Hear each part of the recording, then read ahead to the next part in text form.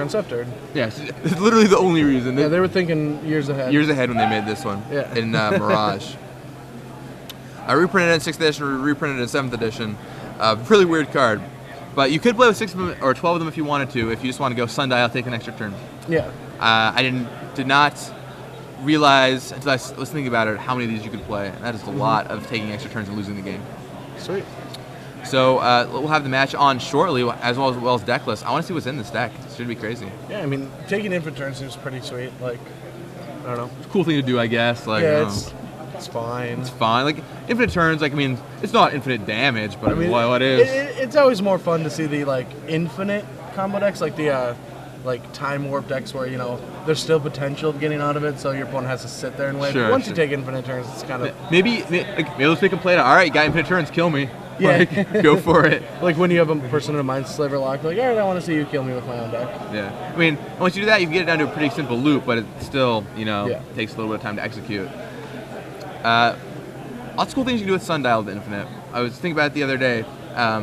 Here at deck list to find out what we have. So, all right, so Andrew Johnson's deck.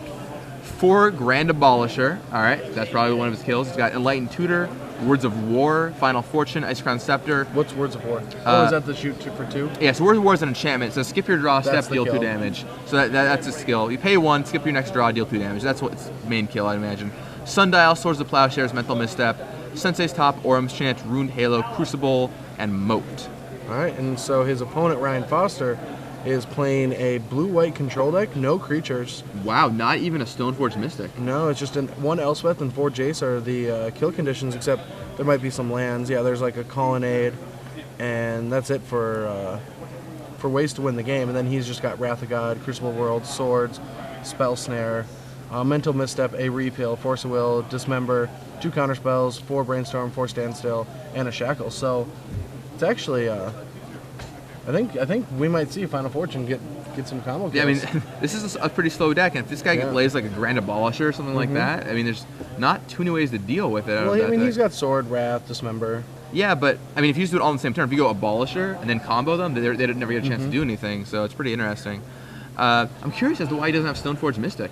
Because you'd have to play Equipment. Yeah, I mean, you have to play Equipment. Also, by playing Mystic, it just means that you're more open to removal, right? I think you're like something in the sideboard. You were talking about people not playing any hate for the yeah, the he's got 4 Angel's does. Grace. Yeah, I think people are finally starting to respect it, but it's not quite widespread enough.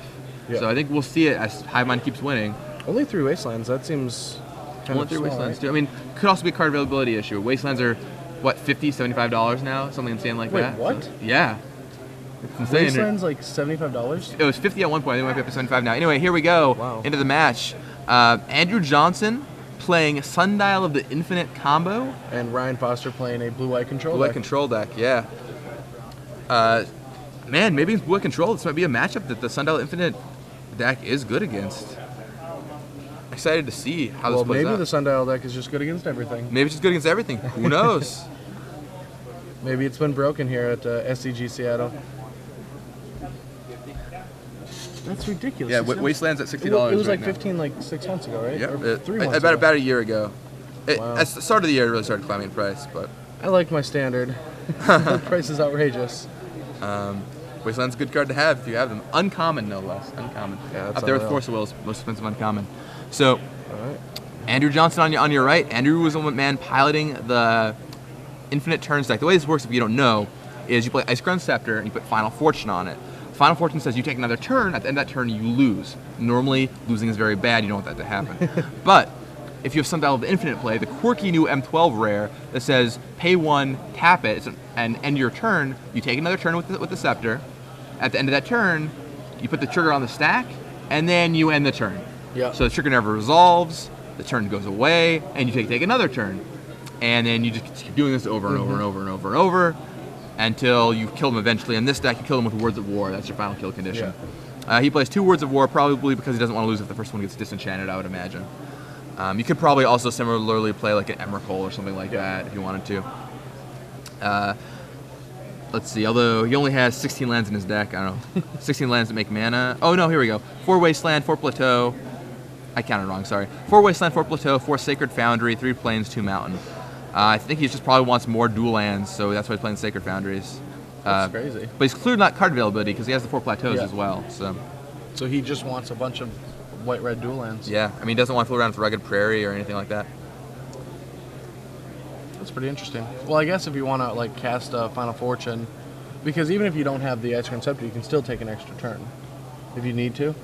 Yeah. Yeah, exactly. If you have a Sundial. So, I mean, he wants to be able to cast Abolishers and cast Final Fortunes. Right, you need the red and the white. Yeah, and you don't have Brainstorms to like cycle through your deck. Right. So, yeah, it's pretty exciting stuff. I was hoping we'd see something like this eventually, and I'm glad it's here this weekend. Right, So, Ryan's got his hand, it looks like. I think Andrew's taking a mulligan here, going down to 6 cards. No, he's actually down to 5. So, this is... Yeah, well, blue-white. Blue-white kind of like land steely, I guess. No Mystics. Weird that it just doesn't have Mystic, though. No, not enough room. Yeah. He wants to be super controlling. Yeah, Andrew's actually been down to 5 cards. It's pretty low.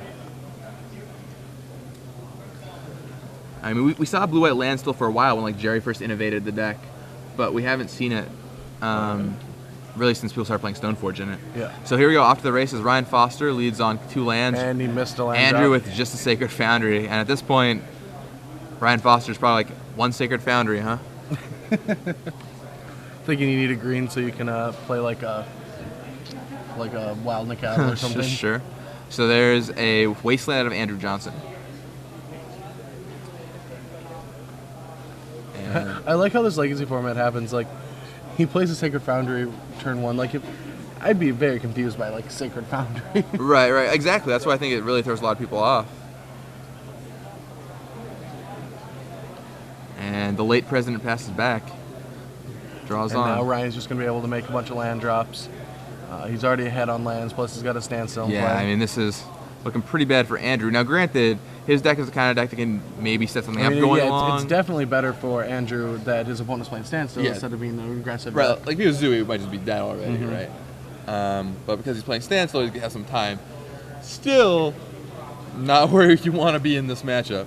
And you almost have to wonder at what point is it worth just conceding, because you don't want to accidentally reveal information about your deck going into game 2. I mean, not at this point. No, obviously not at this point. But if you have to start discarding cards, for example. He's going to play something to... Oh, the jig is up, never mind. Sundial Wow. of the Infinite comes down. And he's just going to do... Why would you just throw the Sundial out and let your opponent draw all those cards this turn? And already behind. Well, Ryan has a full grip, so you want to cast Sundial so your opponent will go up to a bunch of cards. The problem is, you counterspell. And now Ryan, I think, probably knows exactly what's going on. There's only one good reason why you would be playing Sundial, or maybe 2 if you consider stacks, but out of the Sacred Foundry deck, Wasteland is a Sacred Foundry. And Andrew Johnson quickly falling behind. And this is Jace the Mind Sculptor coming down. Yep, and then he'll just start Fate Sealing. And Ryan should lock this game up in pretty short order.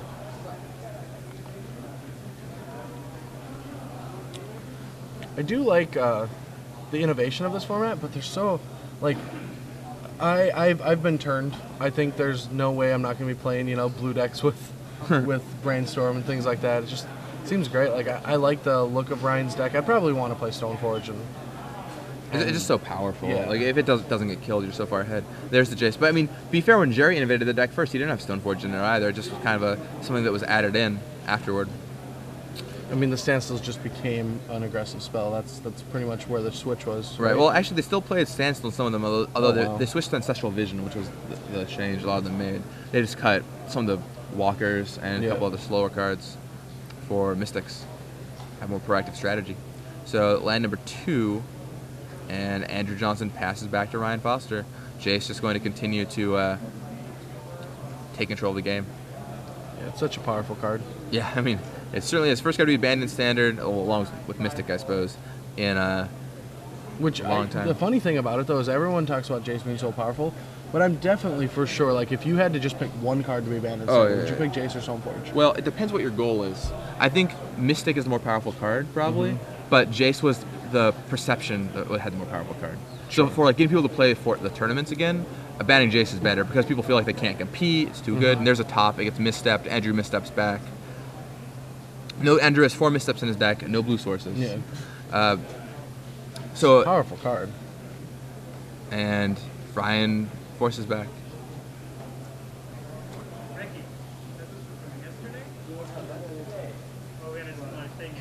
And untaps, draws. Drew Spell Snare. And yeah, Spell Snare's gonna be pretty good in this match. All of Ryan's key cards cost 2. Scepter and Sundial. And Andrew shows his top card to that Jace. And the Mind Sculptor will decree. Stays on top. Oh, it goes to the bottom. I think it was a land. Can't have that one, says Ryan Foster. And attack for 2 with the Mishra's Factory. Just hitting him on 2 different levels. Take 2, put your land on the bottom. It feels demoralizing. That's the thing I hate Jace's +2 ability. It just feels so demoralizing. Yeah. Whenever somebody like plays a Jace +2, leaves it on you top. Never even come back, yeah. Yeah. The thing is, you have to keep playing too, because you have like this hope that like, you know, brick, and you know you'll have a chance, but nope. So shows his card again to Ryan.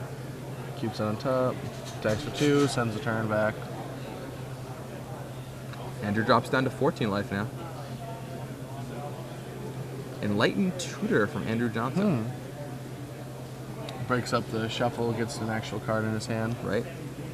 Gets to see all the cards that went to the bottom. I always thought that was interesting because on Magic Online, you don't get to see what cards are fate sealed to the bottom. And yeah, I always take a look when I'm in a tournament, just to know what my opponent thought was what was needed. Right. Like for example, if there's the trick too, where like if someone has a fetch land, you'll just always leave it on top. And so against one opponent, if he fate sealed me and left, I think it was like Tribal Flames on top or something when he was at like 6 or 7 life, because I had a fetch land in play. So I cracked my fetch land, saw what it was. I've seen through that. It definitely depends who your opponent is, but I've definitely seen through my opponent, and he like looked at my card, looked at me, then looked back at the card and set it on top, and I just drew it instantly, and it was another Jason. I killed him, and he really just wanted to level me, but sometimes that's just not like something safe you should do. Right. Yeah, I agree. I think it's gonna be risky, and as you saw, I mean, Ryan Foster on the back of that Jace just took control of that game. Once again, showing how powerful the card is. So now we're headed into the sideboarding phase of the game. Andrew Johnson, what do we think? What? Oh, sideboarding? Yeah, sideboarding. I don't know. Like,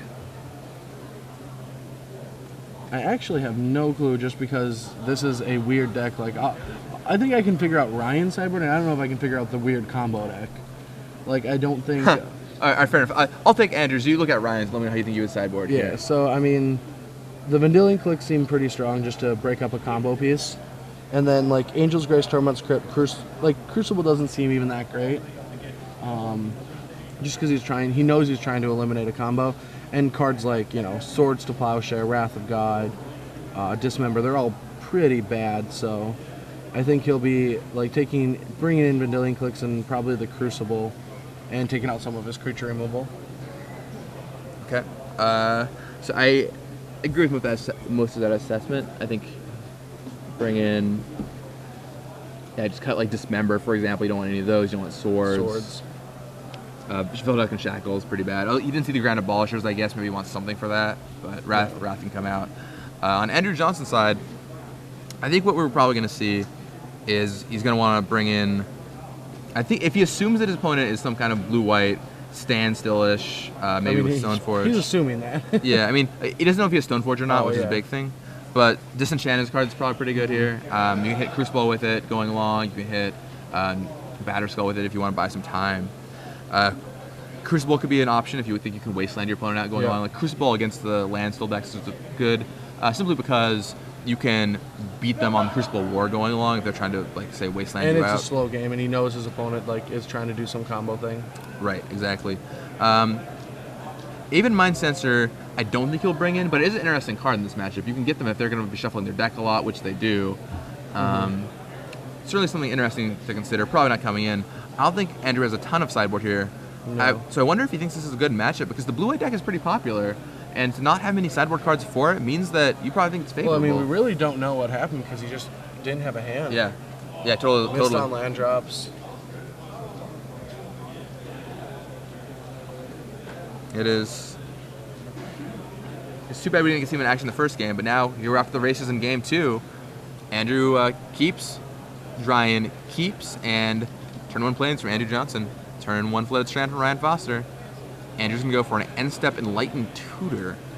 Trying to get the combo set up really quick. And it looks like Brainstorm Underslaughter by Ryan, probably looking for Mental Misstep. That could be. That's the card. Mental Misstep drastically defines how Legacy is played now. And being able to counter 1-drops.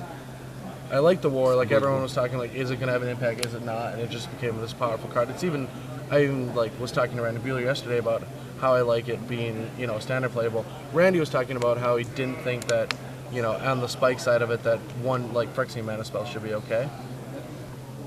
All right, so Enlightened Tutor gets some response. I think he's going to respond with Brainstorm, or is he pitching? I think he might be he's trying to think about pitching to his Force of Will.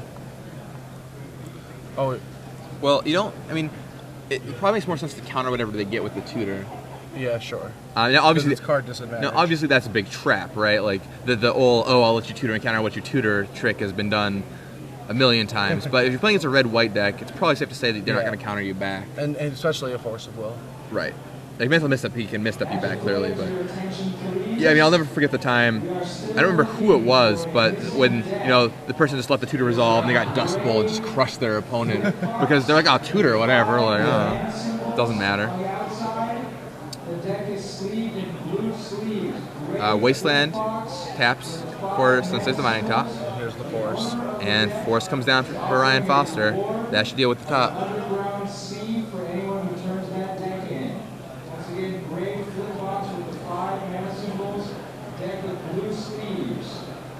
Alright, and so that resolves, and Andrew just passes it back to Ryan. Ryan's sitting on another Force of Will. Yeah, he did keep in his Swords to Plowshare as well. Okay, yeah, he figured there might be some kind of creature looking at Andrew's deck. He knows to finish somehow. And there's a standstill. Basically just draw 3 for 2 mana in this matchup. Not a lot Andrew can do about it.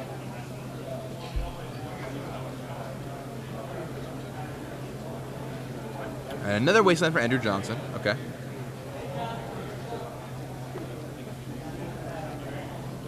And he's going to crack one Wasteland on Ryan's Wasteland when he has the opportunity. Down comes a Plateau, so Ryan has 3 lands now, opposed to Ryan's 2. Ryan also plays his 3rd land now, plays a Tundra.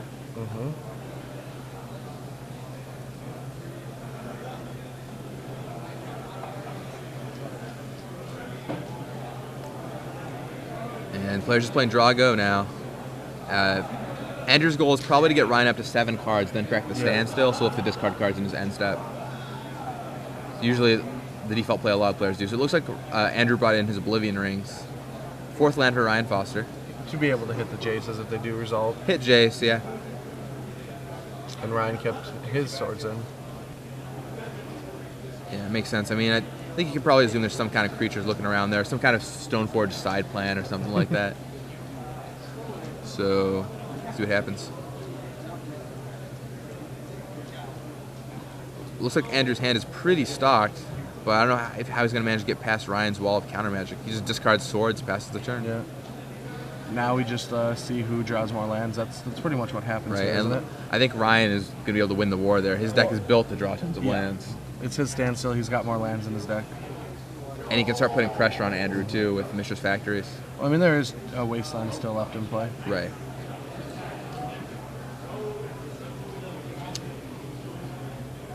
Andrew now pulling together what he's looking for. Discards Orm's Chant there, giving Ryan a little more of a glimmer into what's going on. I think Ryan's figured it out. Well, or he discarded Lightning Tutor, sorry, not Orm's Chant. My mistake. Wasteland on one of Ryan's lands puts Andrew in further behind on his land count. Why would he? I couldn't see what the land he got rid of was. Was it a Mishra's Factory? It might have been. Andrew discards Final Fortune.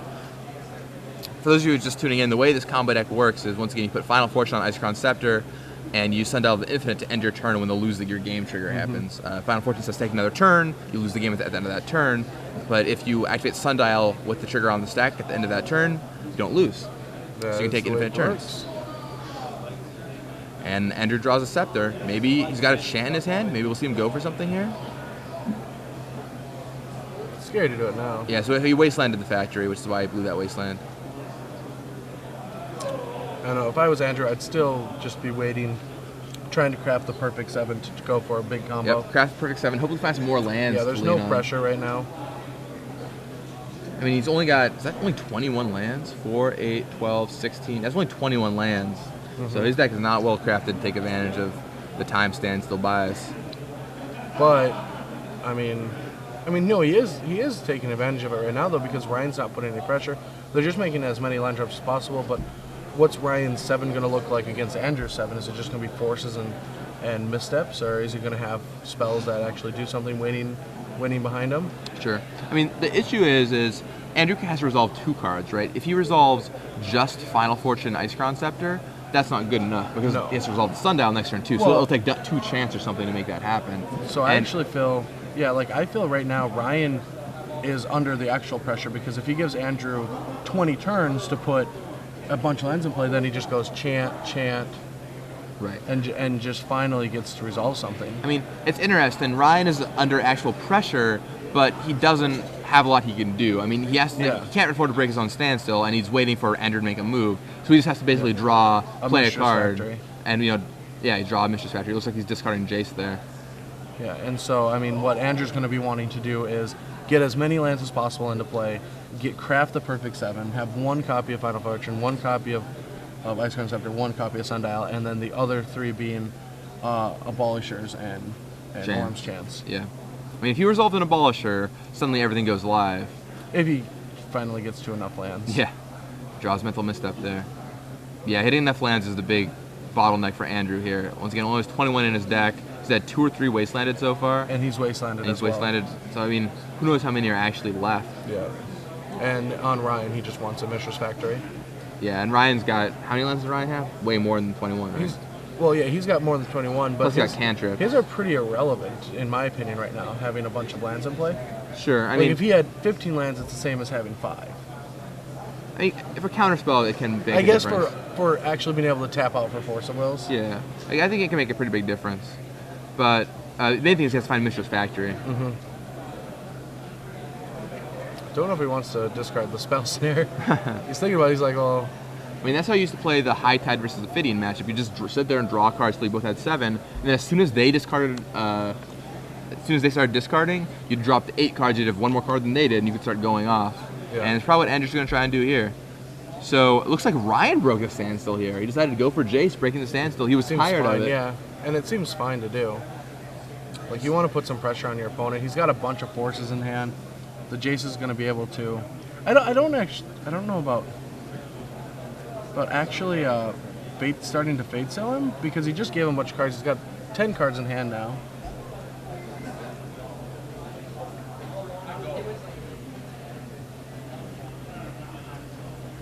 So what's he going to follow? Oh, he's going to follow up the Jace with a standstill. Oh my, yes.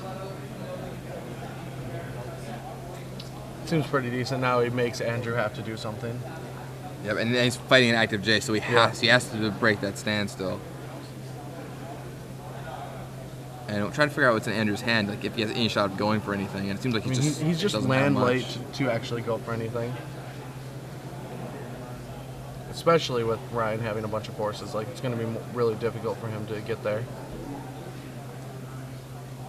Alright, so he's going to chant, get that card off the top of his library that Ryan fate sealed. Oh wait. So okay, so end of turn he tutors, forcing Ryan to draw a bunch of cards and then discard them.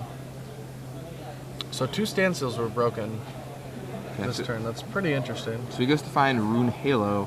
Rune Halo is probably just going to name Jace, so he can't be fate sealed. Yeah. Have you ever seen 2 standstills be broke for each player in the same turn? No, that's pretty rare. Yeah.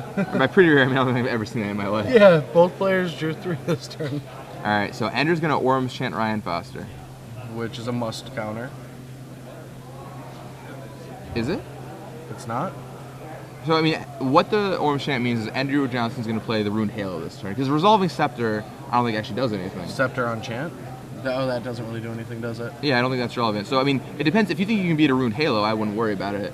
I wouldn't blow your counter magic on it. But if he's going to be discarding anyway or whatever, then it's fine.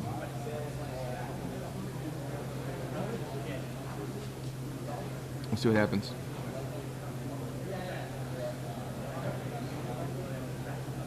All right, so Orm's Chant resolves and plays a third land. Gonna crack both those. And he might just Oblivion Ring if he still has one. Yeah, he still has O-Ring in his hand. He could ring away that Jace. I mean, if he has Scepter Chant, doesn't he just win? How does Ryan beat Scepter Chant if he had it? He can just counter. All right, so one more time we'll explain the combo. What Andrew Johnson's trying to do, he has Orm's Chants and Grand Abolishers to protect a combo, which is Isochron Scepter, which is you can put any instant that costs 2 or less on it, and then for 2 more mana, you can play it by tapping the Isochron Scepter for 2 mana and tapping it. And they put Final Fortune on the Isochron Scepter and printing it, which means you get to, every turn you can tap the Isochron Scepter for 2 mana and take an extra turn, but the cost is you lose the game at the end of your next turn. But he also has this card called, what's it called again? Sundial of the Infinite, which is 2 mana, 1 mana to tap, and it ends your turn, which then which defeats the losing the game part, and he just gets to take infinite turns and then kills with Grand Abolisher or Words of War. And so he's just trying to set up an infinite combo. And yeah, for everyone asking, Ryan didn't discard. We're working on getting that resolved right now. We've informed them, and it's being relayed as we speak. Oh, he was supposed to discard? He was supposed to discard. Like Ryan Foster at the end was, of his turn. At the end of his turn after that standstill. There's a lot of confusion. Andrew cast that Lightning Tutor, and he never discarded. And the player should be informed any moment now. All right, so Vanilla Click comes down. We finally get a view of Andrew Johnson's hand. Ruined Halo, Sundial, Final Fortune, Scepter. Wait, he has Grand Abolisher. He has 8 cards as well. I'm correct to say he has 8 cards in hand, right? That is 8 cards. And Ryan is casting this on. Was Ryan casting this on Andrew's turn? No, he's casting this on his turn, correct? And what did he play? Where'd the? Oh, he repealed the Ruined Halo. Oh, repealed. Okay. And then took it away. And took it away. All right, that makes more sense. Explaining the Final Fortune caused this to be a really awkward. So he repealed it during Ryan's turn. So Andrew was fine when he had 7 cards on hand. Yes, correct. When he said go. And so now the players, I think, are talking to the judge about Ryan Foster's hand size, trying to resolve it.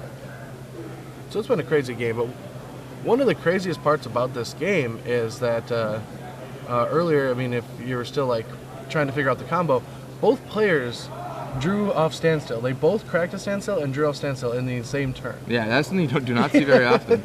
And by very often, I've never seen that happen. But I mean, there are 2 standstills. They both drew, both got cracked. I mean, it's very rare you crack your own standstill, so that's already a pretty rare occurrence. And the fact that they both happened in the same turn. And we're going to head back to the booth for a second while they resolve that issue. Gavin Burt here with Brad Nelson. So what do you think about the Sundial of the Infinite deck? Like I was saying earlier, I think it's a really cute and cool deck, and I give props to people that play Legacy all the time. They want to try interesting things, but with me just like seeing the format every once in a while and starting to research it, I've like learned the power of blue. I want to play blue cards all the time, and in this format, I've just liked the blue-white decks. They look really good. That's what I like to play. But it seems like an interesting deck. I give props to anyone that wants to come with these new decks, break the format. It keeps it interesting. For sure. And I love how Legacy players want to do that. They always want to win with something new. Right. They don't just want to stick with the same old stale decks, which is easy to do when there's 100 stale decks you can play, trying something new. You mentioned blue. I'm surprised that blue isn't in this deck somehow. I felt like if you're gonna try to assemble a combo, blues with Brainstorms and Ponders and Preordained seems like a good place to be. There's you get Force of Will backup. There's a lot of cards that you want in this deck, though. You want Enlightened Tutors. You need the like all these combo pieces, and Orm's Chant and Grand Abolisher help save the combo. So like, you could splash for like Brainstorm. Wouldn't be the craziest thing ever. And I also like how this deck like. Oh wait, so Zoo decks do run like Pride Mage main, right? Yes, they're in Pride Mage. Most of them do. So I guess if you can get it before Pride Mage is in play, like even just you can chant lock. I mean, they can still play instants, but yeah. They can still, but they only have what, like 4 lightning bolts? Most of them only have 4 lightning bolts. There are some burn Zoo lists that have like Fire Blast. Oh, like okay. That. But I mean, most of the Zoo decks don't have too many things you have to interact. Yeah. I mean, that's definitely a thing you could do. I mean, I imagine Andrew's deck is tuned. I thought it'd be tuned to beat the control decks, but from the way this matchup is playing out, it doesn't seem to be the case. No, it seems like it's very good against the aggressive decks. Yeah, I mean, it's a quick combo deck, but if there was a way to interact, I mean, who knows? Like, I don't know how much I do not know how much he tested this deck either. Yeah. So it's possible he just threw it together. But because it takes quite a few turns to assemble. It's not like you can like. I don't think he can start going infinite until like turn 4. He takes an extra turn, and then turn 5 he can assemble the combo fully, just by like forcing out the spells. It still takes until turn 5 to actually have all the combo pieces going. All right, looks like we're back to the game. Players have resolved the issue. And all right, now he's discarding. So it looks like the judge is making him discard right now. Okay. I never like how is how it has to go down. Better than getting a game loss or something, I suppose, for having too many cards. But I mean, to me, it personally, well, we'll just keep going with the game. All right, Air Mason comes down for Andrew Johnson, and taps 2 plateaus, and there's Grand Abolisher. Sweet art. I like Grand Abolisher. It's a nice little M12 card right there. Helps protect the combo with his good M12 buddy, Sundial of the Infinite. So now we'll see if Ryan Foster goes for a counter war here. I think he's set up to do it. Yeah, I think he's got to counter the Grand Abolisher.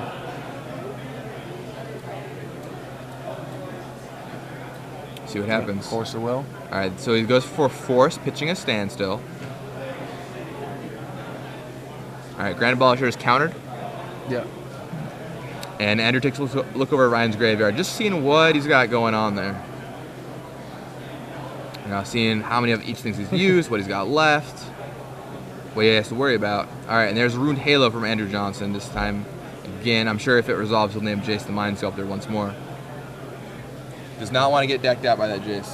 No, that's one of the scariest things about Jace in this matchup, I think. Yeah, I mean, Jace is, let's talk about how good it is. It's just every one of its abilities is insane. Plus, it's just the 4th one, the ultimate, just ends the game. Yep. You know? It's not that hard to make it work. I did win a game under the ultimate. Yeah, I mean, some games have definitely been won, especially if you're like an aggressive deck or something like that, too. Or if you have a specific combo, you can maybe sculpt your hand, but it's not easy. So, looks like Ryan's going to brainstorm with Jace. Ruined Halo landed, named Jace. And so Ryan Foster's board is Jace the Mind Sculptor Vidalian Click against Andrew Johnson's Ruined Halo, naming Jace. So if you had to pick a side to be on right now to start play the game, which side would you be on? Ryan Foster's side. But you don't want to be the comeback kid? I mean, Ryan's hand is so stocked right now. It's another standstill's going down this turn. I think I might have. I guess not. I think I might have +2 myself with Jace, but why would you +2 yourself?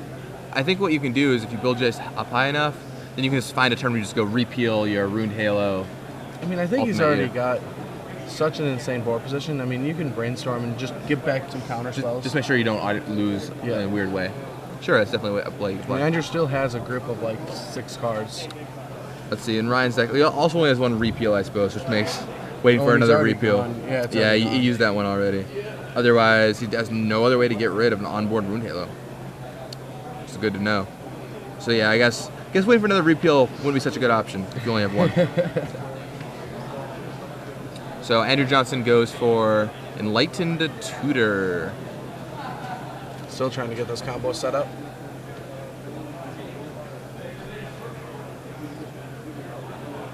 It'd be fun to see it in action. Oh, especially under all this hate. Yeah, I'd love to see him go off. I think that'd be great. You can grab Sundial. Yeah, I mean, there's a Force, a Spell Snare, and a Misstep over in Ryan's hand. Yeah, just once again, I think if you find a way to be blue, you can fight the counter wars a little better. But just being cold to a Force of Will, I mean, you might as well be playing Goblin Charbelcher, right? Yeah. So wait, what was interesting is he went and got a second Sundial.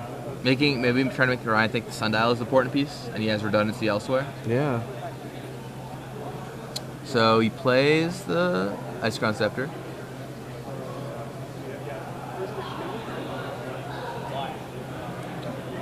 Taps 1, Spell Snap from Ryan Foster. Misstep. Oh, he's not going to misstep it?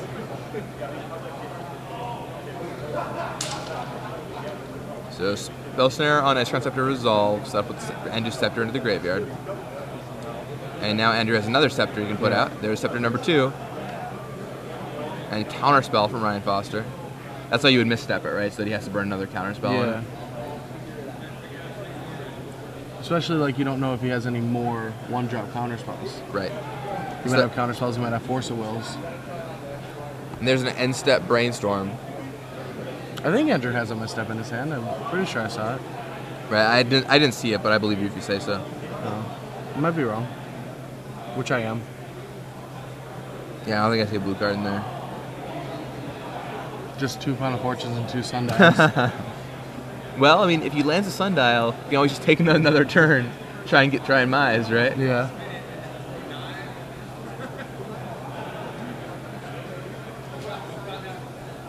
All right, so Ryan's got that Jace, which will keep brainstorming with. And now he's got 2 man lands to go with the assault.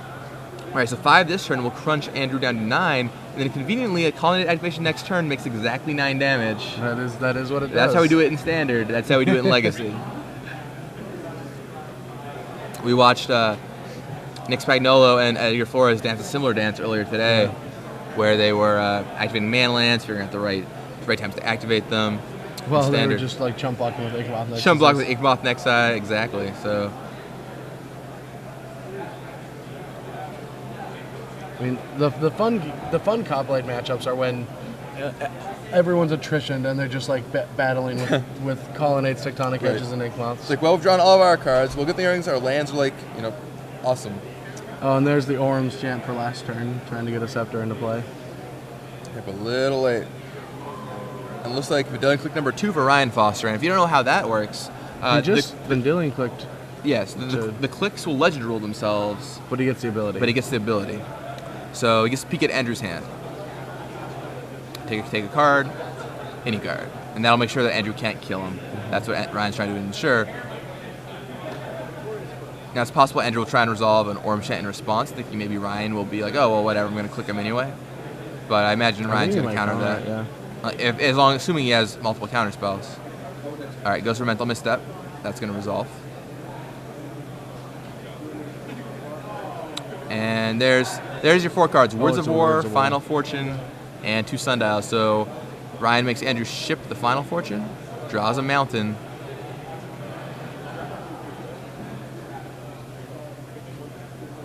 and we're going to land Words of War and Sundial, I'd imagine. All right, so Ryan goes for Words of War. Or Andrew goes for Words of War. Ryan thinks about countering it. I mean, so right now there's 0 chance that Andrew can come back from this, correct?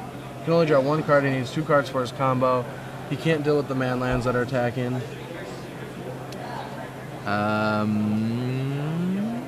Look at his list. He could draw a Wasteland. Or swords, I guess. Or swords. Like, he has a couple outs to the creatures. We would take pretty insane draws against an active Jace. Mm-hmm. So I wouldn't count on it, but it'd be fun to see what happens. Worst case, we might see a Final Fortune go off, and you never know what happens when that occurs.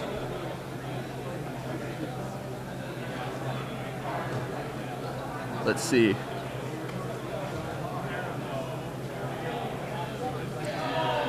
So Ryan shuffles up. And it looks like his hand is Swords, 2 lands, and a Force of Will. Brainstorms into another Force, another Factory, and another Swords. So unreal. Ryan has all the tools, acting just like this blue-white deck should. Do you think he's gonna send in both of his man lands? Is there any real reason to? Reason not to, or 2? No reason to. I mean, at least the Colonnade, right? No? I mean, you at least want to serve with one of them, obviously, but it's still lethal next turn. So the question is what you want to get with it now, and if you want to play around swords. Well, if you attack with a Mishra Factory, it's not lethal. Well, he has another Factory in his hand.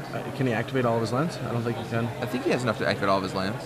5 for the Colonnade. I think he's 1 short. 1, 2, 3, 4. Oh, no, he has exactly enough to do it next turn. But does he not play a land? Oh, maybe he already played a land. That's where our math might have been wrong. Because he did not put down. That's why he wanted to attack with Colonnade. Factory. I think he wants to leave up 5 to hardcast Force potentially. Sure. But. And he's doing so well that he just. All right, and that's just it. Andrew Johnson just extends the hand. Oh, Ryan, yeah, that is lethal. I forgot that Mishra Factory pumps. Oh. Forgot about the Mishra Factory pump. Everyone always forgets with Mishra Factory pump. At my first Legacy GP, I attacked a Bob into a Mishra Factory, not knowing it could pump itself. Whoops. Yeah. I thought it cost a mana to activate. Didn't make that mistake twice. Yeah, Nope. Mr. Spectre is a weird little card. Yeah. Very strange. But that's that. So Andrew Johnson falls to Ryan Foster, 2-0. Hey, everyone, back in the booth. I'm Gavin Verne. I am joined here by Brad Nelson. And we just saw a pretty neat little deck.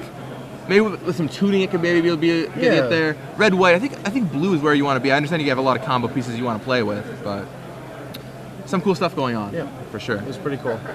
What did you think of Ryan's deck? Were you happy without the Stoneforges in there, or do you think there should be Stoneforges? I mean, I like the deck. I think Stoneforge is a great card, but I do appreciate that like this version is holding so many removal spells that people have. Like everyone else's Swords to Plowshares are really bad game one and everything, and I do like that he's trying to just kill with his Jaces because obviously all the Mistress Factories are going to get hit by that removal. Right. But none of his spells are, and so he's going to try to win with his Shackles, his Crucible, or his Jaces, and then he has the one Elspeth to try to get there at the end. Exactly.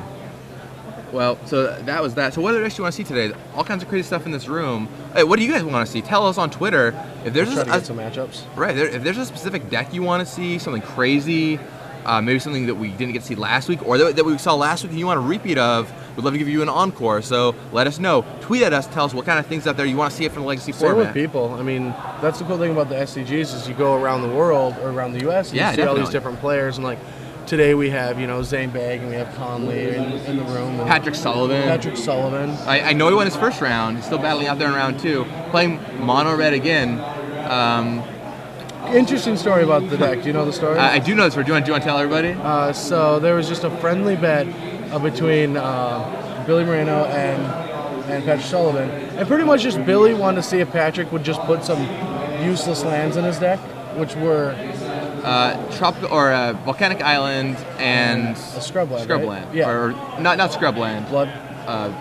Badlands. Oh, okay, Badlands. So Patrick is just playing 20 mountains and 2 dual lands that have no function in his deck, just for a friendly wager to see if he can like win the tournament with having them. So and there's no money on this bet or anything. No. It's just a friendly wager. Yeah, like I dare you to do this. Yes. And they're talking about the situation where he goes and he plays like the volcanic and passes an opponent wastelands and he just lightning bolts to the face and gets so much value out of the person wasting the wasteland. So this is what I said. He told me about that. I was like, oh, how is your opponent going to feel when they go Hive Mind Slaughter Pact? You pay for it with your Badlands.